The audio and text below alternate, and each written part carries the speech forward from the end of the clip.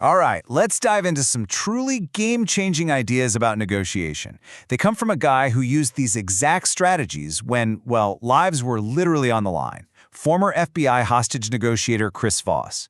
And we're going to forget everything we've heard about finding a middle ground. This is all about getting the absolute best deal you can every single time. So, think about this for a second.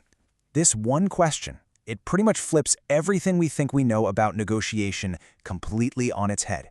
You know, we've all been taught to push for yes to get that agreement. But what if no isn't a dead end? What if hearing no is actually the most powerful tool you have? Stick with me here. Okay, so before we can even get to the new rules, we have to unlearn an old one.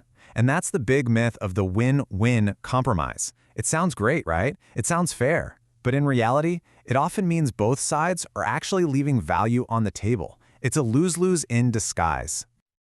And you can see the difference right here. On one hand, you have traditional negotiation. It's all about using logic to meet in the middle, to find a compromise. But the result is almost always, meh. It's suboptimal, nobody walks away thrilled.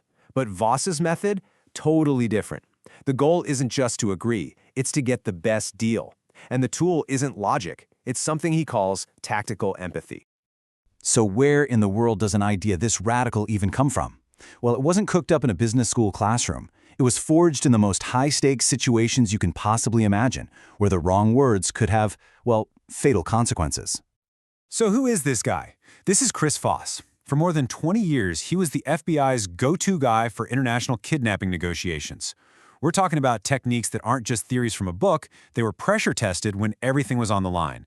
And that is exactly why they work so incredibly well anywhere, from the boardroom to buying a car. So what's the secret sauce? What's at the very heart of this entire system? It's not about being aggressive, it's not about being the smartest person in the room. It's about developing a new kind of superpower, a very specific, very strategic form of empathy. And that superpower is called tactical empathy. Now, don't mistake this for just being nice or agreeing with the other person. It's not. It's the raw skill of understanding what they're feeling and what their mindset is. Because once you know what's really driving them, you can start to influence their decisions. The key here is understanding, not agreement. Big difference. And let's be super clear on this. Don't confuse it with sympathy. Sympathy is feeling with someone, sharing their emotions. Tactical empathy is about understanding what they are feeling and why they're feeling it. It's a tool. It's how you gather information and build influence. You don't have to agree with them or feel what they feel. You just have to recognize it. So, how do you actually do this? How do you practice tactical empathy? Well, it all starts with listening, but not just waiting for your turn to talk. Voss gives us two incredibly powerful techniques that turn listening from a passive activity into an active, strategic advantage. First up, we have mirroring. And honestly, this feels so simple it's almost silly. But it's like psychological magic, it really is.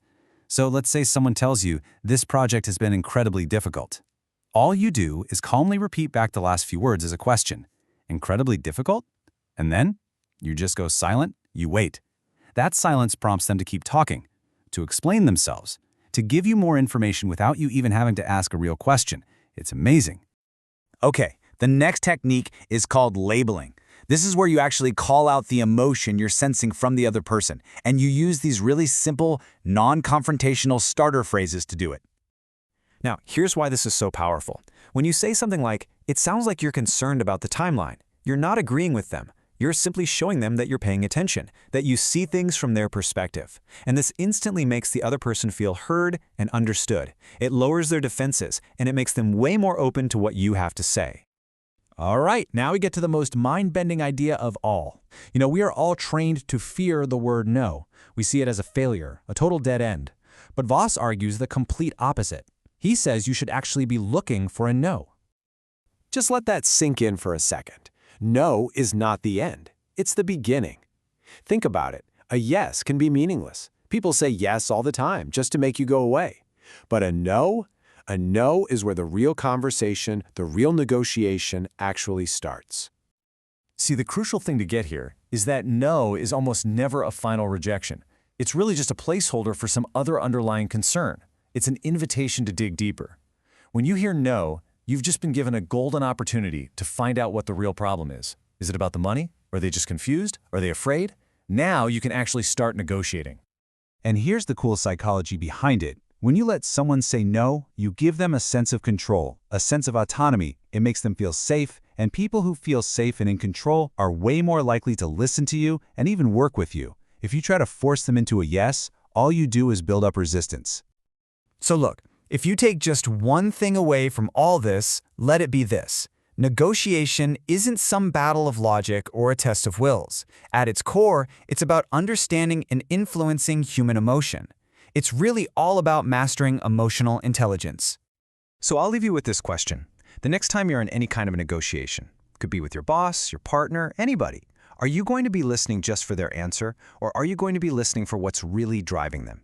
Because that, right there, is where all the power lies.